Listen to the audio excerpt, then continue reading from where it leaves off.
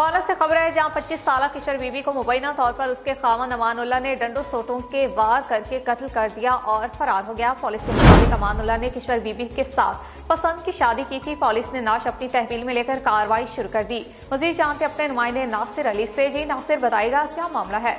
जी बिल्कुल, पसंद की शादी का अंजाम खातून की खामन के हाथों हुई मौत।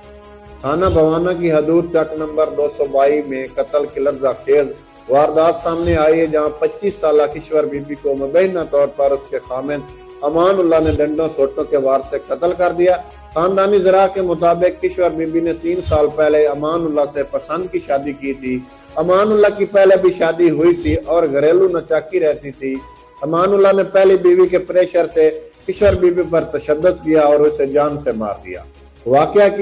वाकया की इत्तला मिलते ही पुलिस अफसरान मौके पर पहुंचे, शवाहिद इकट्ठे किए और मकबूला किशोर बीबी की नाश को पोस्टमार्टम के लिए तहसील हेडक्वार्टर अस्पताल भवाना में मुंतकिल कर दिया गया।